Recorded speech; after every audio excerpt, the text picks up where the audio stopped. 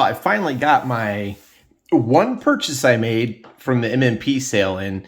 For $12.99, I picked up Heights of Courage, the 2013 SCS series title that covers the battle for the Golan Heights, Arab-Israeli War 1973, a topic that I have a lot of interest in, but I haven't read too many books on it. I've watched a lot of documentaries. Fascinating little struggle there with David kind of slaying Goliath, which I thought was pretty interesting. So I finally got my first game in the series. I did have the Air Warfare title that covered this. Elusive Victory. I don't have Elusive Victory anymore, but I do have Heights of Courage now. Maybe this will rekindle my want to look into the war, and especially this battle. I think this was one of the largest tank battles since World War II. But let's take a look at what's inside. Now, what they've done in this rule set is they've taken a number of steps to modernize the series. I think, other than the Cold War game, the one that has different time periods, this is one of the more modern SCS titles. So there's a few interesting little additions in here, and for a game that's, you know, $12.99, it does have a lot of replayability, I think, from what I was looking at. They have a normal or fast tempo sequence for the turn, which is something I haven't seen before. I don't know if they do that in that other modern one. I don't have the Cold War one. And they go over some things. Each side has special rules, of course. The Israeli special rules, there's exploitation phases, there's strong points, and you get some special Syrian rules here. And as usually, they did a really good job of the historical data, so a lot of little special rules there. There's some rules for the Syrians, Syrian raiders. I thought this was interesting right here. This is kind of neat.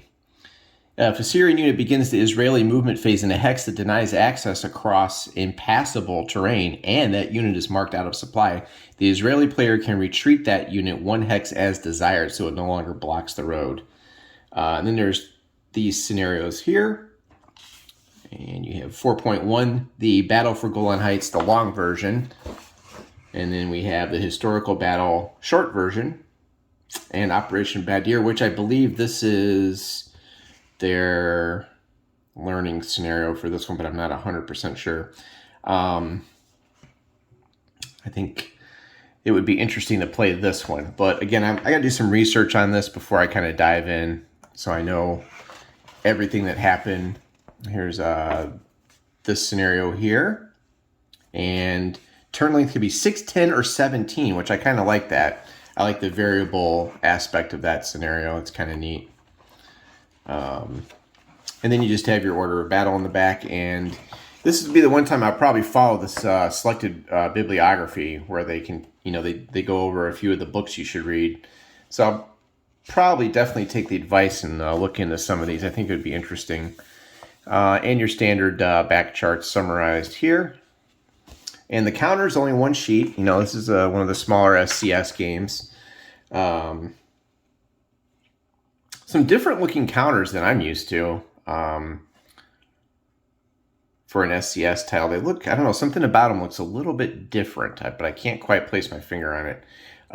Air points are still the air points, as you can see here. That's a typical thing for SCS. But, you know, nothing spectacular on the counters, but I don't know, something looks different. I can't really put my finger on it. I mean, it's the last number is bigger. I don't know. Something about these looks different. But anyway, nice counters, sturdy. And you have your series rules. I believe this is not the latest one. So I probably don't even need that book. Now, the map is very interesting. It's a pretty nice map. There's some open spots. And I don't really have room to fit the whole thing on the camera here. There's also some very mountainous area here. I especially like the artwork and the pictures on the map. That's kind of neat. Again, this is covering one battle, and check this out. They've got a whole mess of stuff here on the side of the map. Turn record tracks, phase track, which is kind of, I found this to be interesting too. This is right here, airpoint, conduct. Conduct goes back like this, like this, like this. And terrain key, all right there on the map. So you don't really have, you know, use map A, use map B, that sort of thing. Which, you know, this is one battle, so. But the map has got some fairly wide open spots on it. So it's not too much of a mess.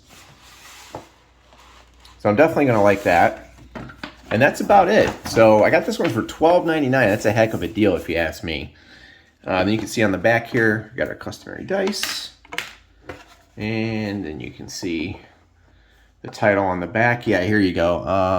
Right here, one of the largest armored clashes to occur since the end of World War II. For a little over 2 weeks, mass Syrian armor swarmed the thin line of Israelis who were buying time to allow mobile reserves to arrive. And this is the 16th title in the Standard Combat series. And remember, this complements the Yom Kippur game, which covers the fighting in the Sinai Peninsula. So they've got it covered, I think. They've got the Arab-Israeli war covered. Maybe I should look into getting that one. Kind of complete everything. All right, so that is Heights of Courage. And yeah, I'm still doing OCS. Just ignore that. You didn't see that. I don't want to be the OCS channel, but I'm leaning toward that's what I'm going to be through Christmas probably. I'm still working on that scenario. My plans fell apart this weekend, but we're going to get back to the scenario in the next video. I just wanted to show this one. And the only other thing I've got coming is Panzer shipped, and I got Eastern Front Expansion 1 and 2 for that one. So Panzer will be next after OCS probably. Just got to figure out what I want to play and what my travel is going to look like toward the end of the year. Okay, that's it. Heights of Courage from the sale. Check it out. If you know a lot about the Arab-Israeli war, leave a comment and let me know what's good to watch or what's good to look at. Thanks.